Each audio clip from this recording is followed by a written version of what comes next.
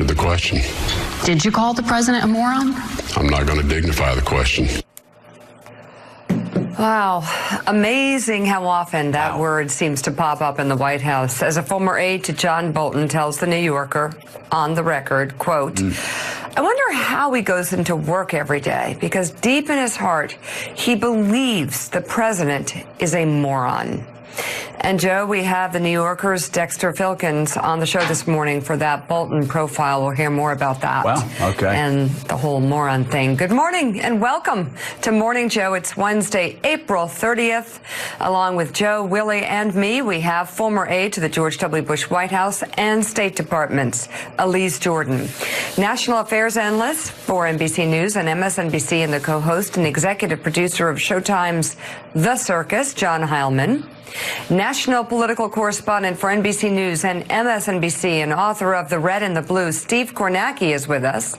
And Pulitzer Prize-winning columnist and associate editor for The Washington Post and MSNBC political analyst Eugene Robinson. Good to have you all with us this morning. Yeah, and Willie, it's great to have you here. We talked yesterday about the Avengers, and again, you, of course, had that great interview with Jeremy Renner. Who would have guessed Count Chocula and Boo Berry killed off at the end? I never really saw that coming. But the Avengers, no, you've got to. The Avengers, though, man, they're breaking every record. I mean, it's just the fastest weekend gross. This thing's going to be huge. Yeah, well, it already is huge. The previous record holder for the biggest worldwide opening was the last Avengers movie with, I think, just over $600 million. This one has doubled that. Think about that. It doubled the previous record. $1.2 billion Avengers has made in its first weekend. I think it's already the 17th highest grossing movie in the history of movies in its first weekend. And it looks like it's going to become, I think, only the 5th movie ever to gross over $2 billion. So it helps, all the hype helps, all the Avengers fans helps, but also it helps that it was a really good movie. And my son, 9-year-old George, who sat in the front row in the corner, because that's the tickets that were available, 2 thumbs up on this one, Joe. No, this was really a great one, and my kids have taken me to just about every Avengers movie, and boy, they really, a 3-hour movie that actually is action-packed the entire way through, and this was done very, very well. It's a fantastic swan song, especially for Stan Lee. Also, Willie, you know, you and I, Beckham's a huge Malcolm Gladwell fan. You and I are too. Sure. Right? And so you know what 10,000 means. The glory of 10,000. Like, you know, the Beatles, Outliers, the Beatles, 10,000 hours playing. That's it. In just the most horrible conditions in Hamburg. They go to Hamburg, you know, 4 guys. They come back after 10,000 hours. The Beatles, right? Sure. That's it. Bill Gates, as you know, this is your favorite, Bill Gates. 10,000 hours of coding in high school, right? He becomes, after 10,000 hours, Bill Gates. Well, our president, and I'm really proud about this, very proud of this, our president just hit that 10,000 milestone as well.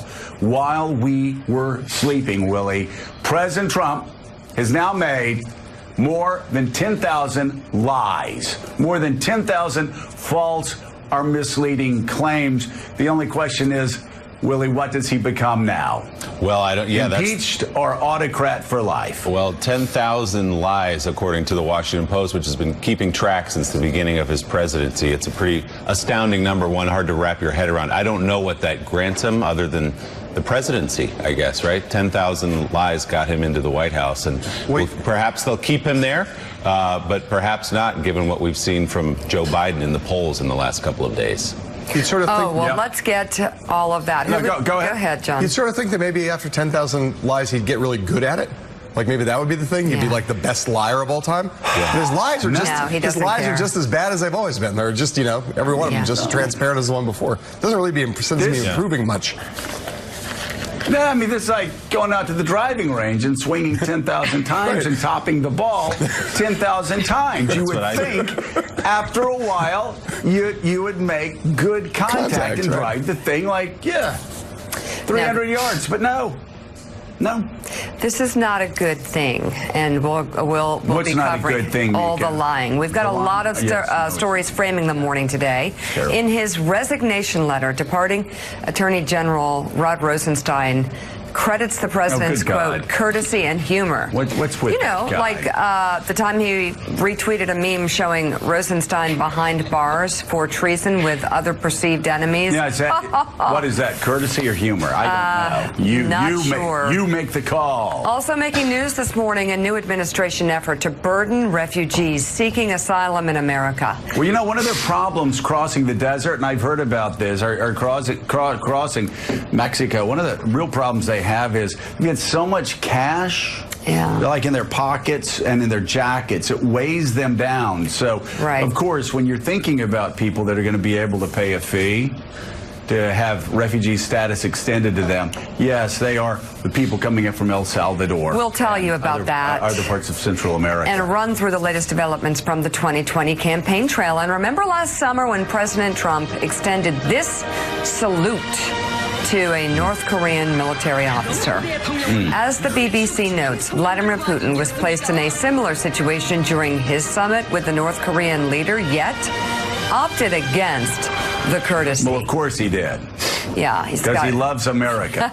We're going to bring in Richard Haas for the optics on that and several other big stories making headlines around the world. But first, new troubling poll numbers for President Donald Trump. They've been very bad since the Mueller report was released, which, of course, the president, after it being released, said that he had done an honorable job. But even though Donald Trump said Robert Mueller did an honorable job of this, it still has hurt his poll standing. 55% say they would not vote for him in the 2020 election. That, according to the latest ABC News Washington Post poll. Those numbers are relatively unchanged from 3 months ago. Furthermore, 1 in 6 Republicans and nearly a third of self-described conservatives also say they will not vote for Trump, spelling trouble for the president's re-election bid. Yet among those who rule out voting for Trump, just 29% say they will definitely support his eventual Democratic opponent, with 2/3 saying they will wait to see who that is. The poll also notes that 75% of Americans and 85% of registered voters say they are certain to vote in the 2020 election. Intended turnout levels typically only seen in the closing days of a presidential contest. So, John Heilman, it is one thing to run as a challenger. It is easy to run as a challenger. I know I once ran as a challenger, and it's just easy. You're shooting catfish in a barrel, right? It's quite another thing to run for re-election, and that's why politicians always look at their re-elects. They always want to be close to 50%. Here we have Donald Trump's re-elected, a solid 29% nationally in this poll. You've got in Wisconsin his re-elected 31. You've got at Michigan his re-elected 31. In Pennsylvania, where Joe Biden was yesterday, also down in the 30s.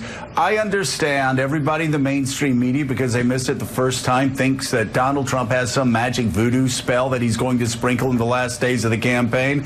You know, I know it's early. I also know this: presidents do not get re-elected with 31% re-elects. Politicians, I mean, dog catchers don't. So Donald Trump in Wisconsin, in Michigan, in Pennsylvania, and that's the whole game for him, he's got to figure out a way to get that 31% re-elect up. And it ain't going to happen as long as he's going out throwing these verbal grenades the way he continues doing.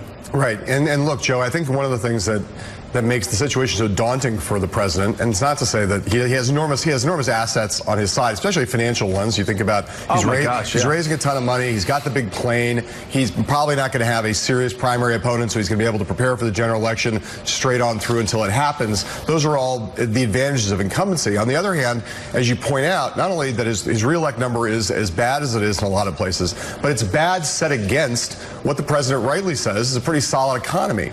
And it's not as though anybody expects this economy, which has been strong under President Trump, it's not going to get a lot stronger between now and November of 2020.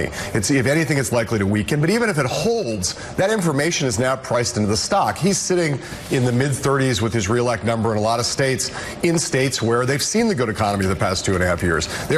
People who are voting for President Trump because the economy is good are already in his column. And so, it takes a lot of work to have reelect numbers as low as the president's against the backdrop of strong macroeconomic numbers and trends. So, look, no one's ever, I think it's right that the American media not be dismissive and not say that this is a foregone conclusion. President Trump's going to obviously lose re-election. We should be wary about making predictions. On the other hand, we should not understate the degree of challenge that he faces.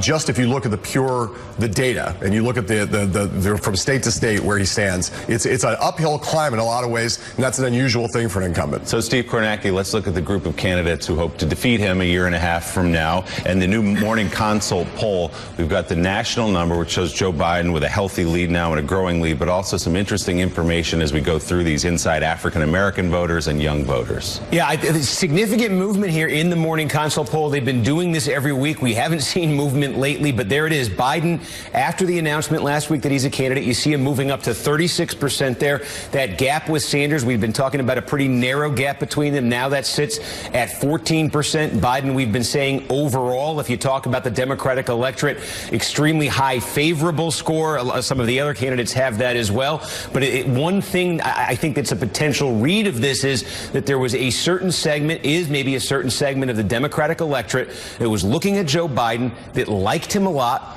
They thought there'd been false starts in the past. Guy's going to be 78 years old. Is he actually going to run for president? And it may have made a difference to a certain number of Democrats just seeing him put that video out there, just seeing him go on television last week and say, yes, I'm here. This is real. I'm running. And the polling profile of a candidate, a front runner sitting in the mid to high 30s versus somebody sitting back in the mid to high 20s in terms of their prospects of winning the nomination, I think those are two different stories. So there's a real bounce here. The question is that bounce replicated in other polls? Is he able to sustain that bounce? But if he is, and we start looking at numbers like this going forward, this is a different polling profile for Biden than I think we've been talking about in terms of his prospects. And yes, one of the other really interesting findings of this, start looking at these subgroups, race and gender. Who does Biden poll best with here? Black women. Race and gender, who does he poll worse with? White men. There are a lot of aspects of the Democratic coalition and Biden's appeal to it that will defy what you'd learn from social media and the sense you get there of where the Democratic Party is. That's a 23-point spread if you're listening in the car in this new poll. Joe Biden at 43% among African-American voters, Bernie Sanders at 20%, and Kamala Harris at 10%. We'll get into some of the other crosstabs with young voters, older voters, but these almost across the board are really strong numbers for Joe Biden. Wow. Well, and we had Yamisha on the show about a week ago, Willie, and she pointed out the most important subgroup among Democrats, black women. Yep. The most important group, because we always look at, I said last week, beware the blue check marks, beware the elites in Washington and the elites in L.A. and the elites, in New York that are driving the discussion on social media. It is, in the Democratic primary, black women who are the backbone of the Democratic process, the Democratic primary process.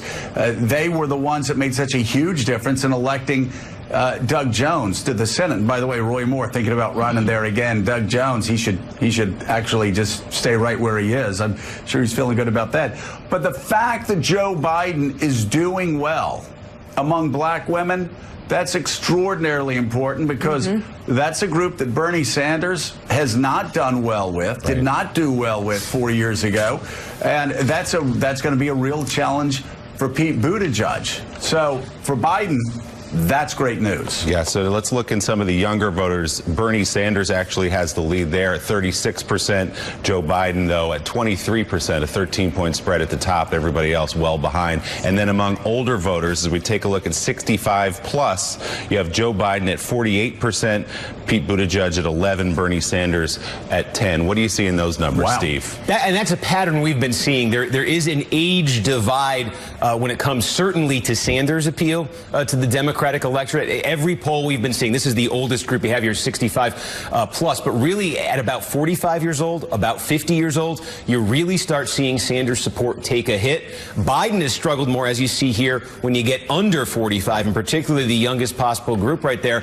But I think one of the realities of the Democratic Party, what I say, is that may be at odds with the perception you get from social media is we talk a lot about changing Democratic Party, millennial voters, young voters, more liberal. There are still an awful lot of 45 pluses in the Democratic Party. Yeah. And Joe, he was looking really good in Pittsburgh yesterday at a rally. He was. I'll be honest. I was surprised how well he did. Let's take a look. Donald Trump is the only president who's decided not to represent the whole country. The president has his base. We need a president who works for all Americans. And we can afford this. We can do this. Folks, everybody knows who Donald Trump is. And I believe and hope they know who we are. We have to let them know who we are. We Democrats and we independents who have the same view have to choose hope over fear, unity over division, and maybe most importantly, truth over lies.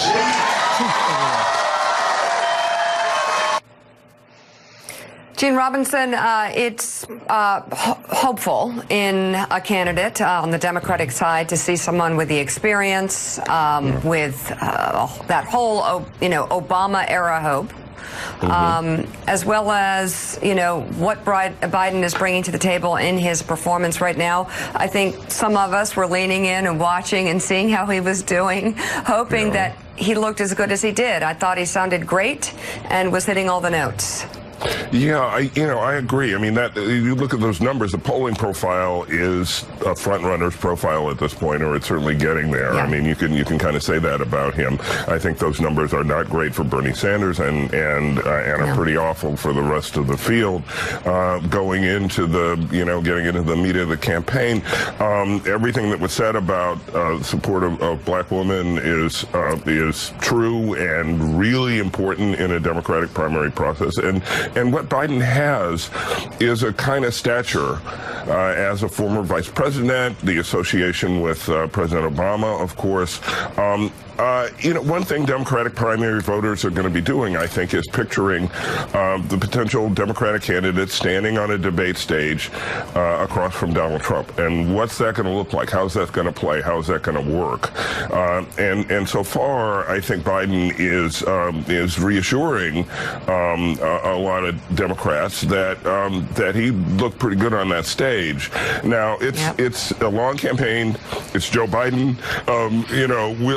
Let's, we won't make any sort of permanent judgments at this point, but I've got to say he's had a spectacular launch to his campaign. Elise, I know it'll surprise you, but when Kenny Rogers sang about the gambler, he was not thinking about Donald J. Trump. Because Donald Trump has the worst poker face, I think, in the history of modern American politics. He was sort of on a meltdown yesterday about Joe Biden being in old Joe's home state of Pennsylvania. And there was a tweet storm about it. You can tell he's really scared of Biden. And he understands that this year's going to be all about Pennsylvania, Pennsylvania, Pennsylvania, and he has drawn the worst card in Joe Biden if he wants to win Pennsylvania. Well, Joe, talking about a poker face, it's really hard to maintain a poker face with your competition when you tweet out exactly what you think. And I found it very telling that President Trump was definitely unnerved by the union support that Joe Biden enlisted yesterday and was ripping into union leadership as taking money from the rank and file, and he still maintains his support. But I thought that shows that Joe Biden has definitely gotten under his skin, and that the way Joe Biden is going about attacking him, not directly head on, but referencing the lies and the lack of moral character, and definitely making Donald Trump part of his case for defeating him, that the character of the man does matter, has been effective and has gotten in Donald Trump's head. You know, John Heilman, we used to say it's early, it's early, it's early. So there you go. He said it 3 times. It is early. That said, Joe Biden does look, at least in the polls that we're seeing right now, Biden does look like a guy that if he keeps it in the middle of the road, is going to be in pretty good shape. You look at the rest of the field after Bernie, and boy, it falls off so quickly, which I got to say, for many of those candidates, that may be the biggest surprise so far in the 2016 campaign. It's not like somebody that introduced themselves to Americans 6 weeks ago and is now polling at 4 or 5% is going to have a magical moment on a debate stage with 20 people. Yeah, it's a challenge, and I think the size of the field is going to make it harder. I think another way of saying what you're saying is that the size of the field makes it harder for a lot of these very talented, very promising first-time candidates to have that kind of moment. And you know, you've seen you've seen some people. Mayor Pete is the one who's obviously had the kind of magical ride early and has become a household name to some extent among a lot of Democrats, when having gone from not being known at all. Biden, you know, there's a lot of what people say. You know, Biden's they have said for a while that Biden's numbers reflect mostly name ID and the fact that he's so familiar. That is true, and yet it also puts him in a position where, as you say, if he can keep it in the middle of the road. Now that is where he has a dominant position at the outset. The big question is, can he keep it in the middle of the road? And you know, we've said a lot of times on this show, and everybody has pointed out that his history as a presidential candidate, if you look at his 2 previous runs, there's not a lot to suggest.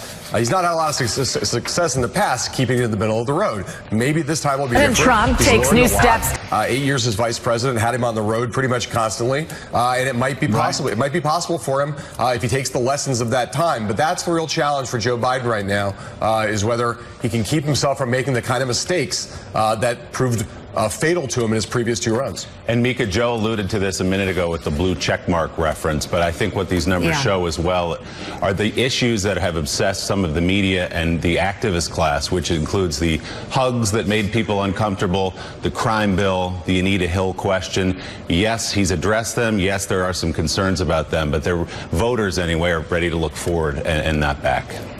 Yeah, not listening to that at all. All right, let's get to other news of the day. The FBI says it's received a tip about an online threat just minutes before Saturday's shooting at a California synagogue that killed 1 and injured 3 others. Too late, though, to stop it. Mourners gathered yesterday at the funeral for 60-year-old Lori Gilbert Kay, who was killed after witnesses say she jumped in front of the synagogue's founding Rabbi Goldstein, who was shot in the hands during the attack. He published a defiant op-ed in the New York Times detailing the harrowing events. The alleged gunman, who faces murder and attempted murder charges, is due in court for arraignment today. The FBI has arrested a U.S. Army veteran accused of planning a terror attack in California as retribution for the shootings at New Zealand mosques last month. 26-year-old Mark Stephen Domingo is charged with attempting to provide material support to terrorists following his arrest on Friday night. Officials say he took delivery of what he thought was a live bomb from an undercover officer posing as a bomb maker. According to a federal affidavit, after considering various attacks, including against Jews, churches, and police officers, Domingo decided to detonate an IED at a rally scheduled to take place in Long Beach this past weekend. Let's ask ourselves, Mika, I'm going to be watching this, and we're going to be watching the Justice Department, and we're going to see whether this man arrested for plotting a terrorist attack and the killing of people will be released, just like the Coast Guard lieutenant that plotted an attack and the assassination of Nancy Pelosi and Chuck Schumer and the Democrats that are running against Donald Trump and members of the media. It'll be fascinating to see whether we now have a catch and release policy for domestic terrorists, which, of course, right now, Barr's Justice Department does have a catch and release program for domestic terrorists. We'll see. I mean, Donald Trump is so soft on crime that he actually had a guy. He is so weak and soft on crime that he actually had a guy that had this incredible stockpile of weapons, was a drug addict as well. Had a manifesto that was inspired by a white nationalist that killed over 70 people in Norway.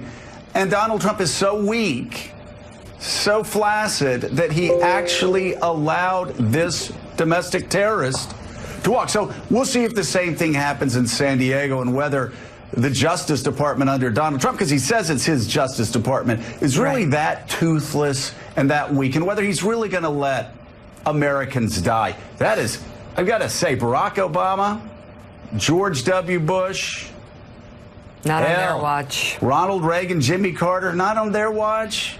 They wouldn't be so weak and timid and impotent as to let a domestic terrorist go. But that is exactly what the U.S. Attorney in that district did. That is exactly what the Justice Department did. And of course, Donald Trump likes for you to think that that's his Justice Department. So make no mistake, somebody who wanted to assassinate Nancy Pelosi, the Speaker of the House, Kirsten Gillibrand, and other Democratic candidates running against Donald Trump, they're out of jail now.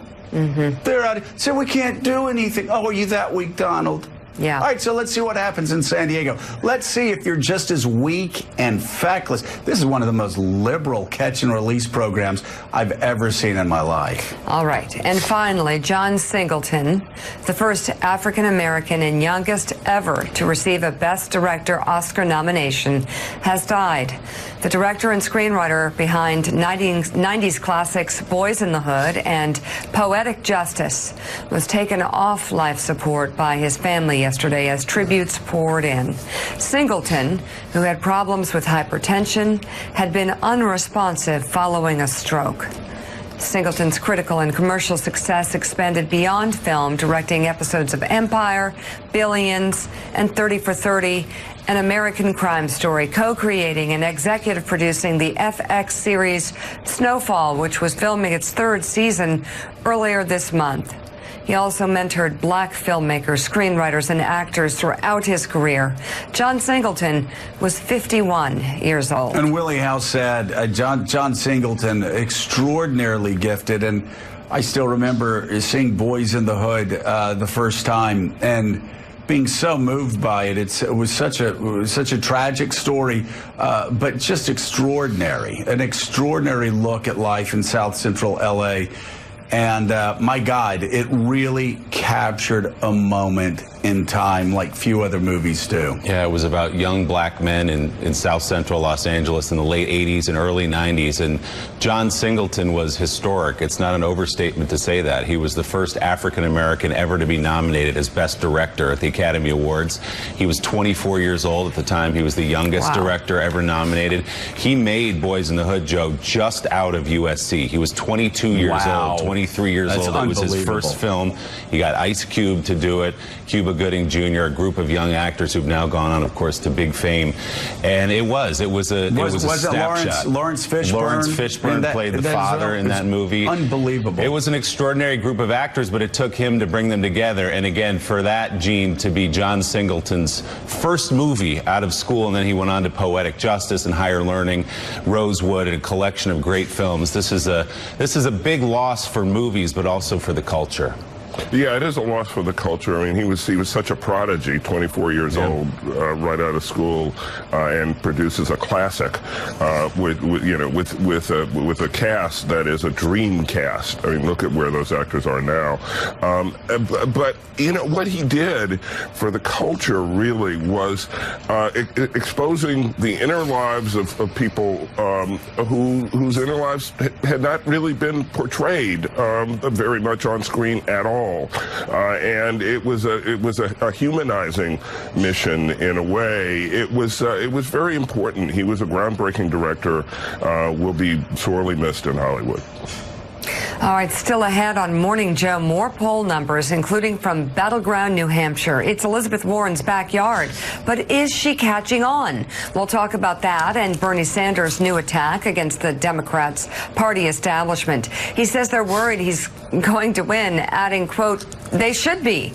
But first, let's go to Bill Cairns with a check on the forecast. Bill? Good morning to you, Mika. Dangerous next 2 days in the middle of the country. We're already soaked, and now we have the storm system coming right over the top. of Texas, Oklahoma, Missouri, portions of Kansas and Arkansas. 21 million people are at risk of severe weather today, including a chance of tornadoes, especially in areas of Oklahoma up into Missouri. Then we're going to do it all over again tomorrow, same areas, Dallas all the way to St. Louis, 18 million people at risk. And because we're getting multiple days over the soggy soil, we're going to get some bad flash flooding. 16 million people included in this, including St. Louis, Kansas City, and Oklahoma City. And some areas could pick up, this area of Pinkin here, widespread 4 inches, maybe total as high as 6 to 7 inches of rain. And at the same time, there's a flood coming down the Mississippi River. The Quad Cities are expecting a top 5 all-time flood in the Mississippi. And as that water heads south into this huge rain event, we're going to have a lot of water issues in the middle of the country. Anyone traveling on the East Coast, some early rain in the Northeast that's exiting, and maybe a stray shower or thunderstorm in D.C., but at least you're going to be 82 warm degrees out this afternoon. New York City saw some light rain overnight. That's clearing out. Should lead to a mostly dry day. No travel issues in the Northeast. All the problems in the middle of the country. You're watching Morning Joe. We'll be right back.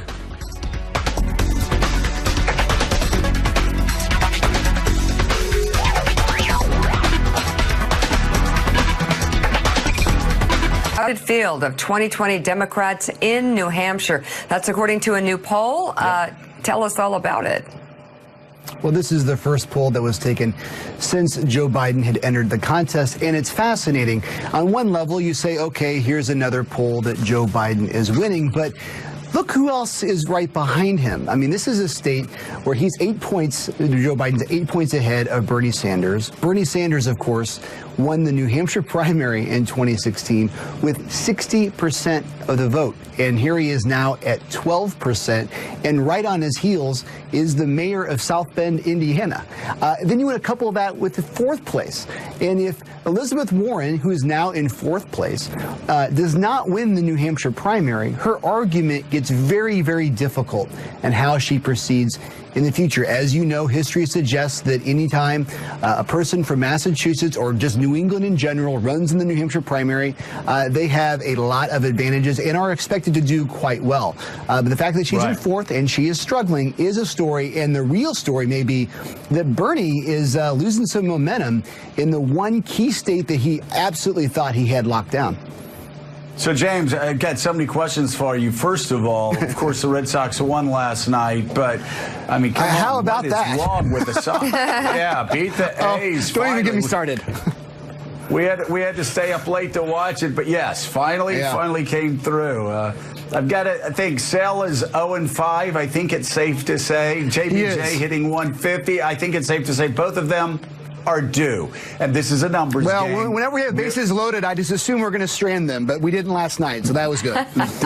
did not last night. So, you know, I think the big headline coming out of this poll, a lot of people would say Elizabeth Warren, but we've been surprised around the set for quite some time now that she's not taken off the way we thought she would take off. I've got to say, for me, the bigger surprise in this poll is what you said.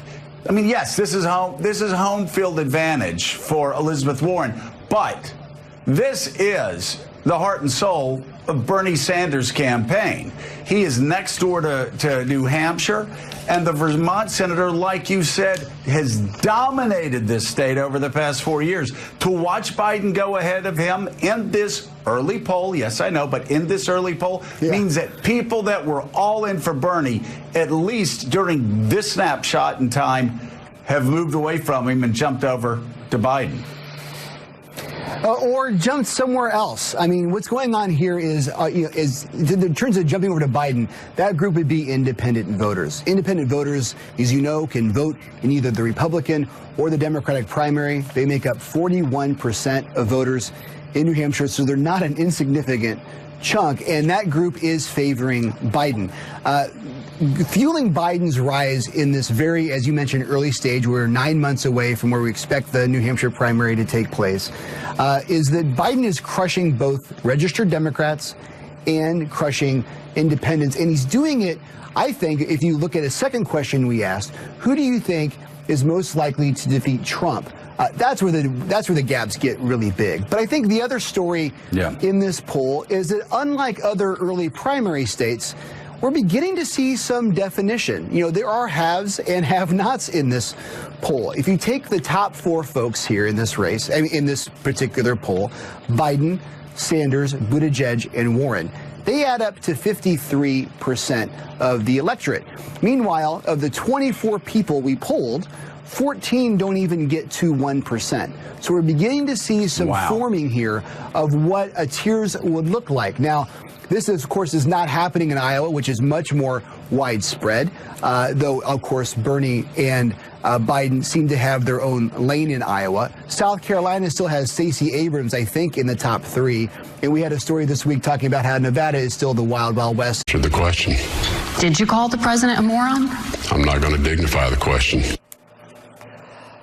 Wow. Amazing how often that word seems to pop up in the White House. As a former aide to John Bolton tells The New Yorker on the record, quote, I wonder how he goes into work every day, because deep in his heart, he believes the president is a moron. And, Joe, we have the New Yorker's Dexter Filkins on the show this morning for that Bolton profile. We'll hear more about that. Wow, okay. And the whole moron thing. Good morning and welcome to Morning Joe. It's Wednesday, April 30th. Along with Joe, Willie, and me, we have former aide to the George W. Bush White House and State Departments, Elise Jordan, national affairs analyst for NBC News and MSNBC, and the co-host and executive producer of Showtime's The Circus, John Heilman, national political correspondent for NBC News and MSNBC and author of The Red and the Blue, Steve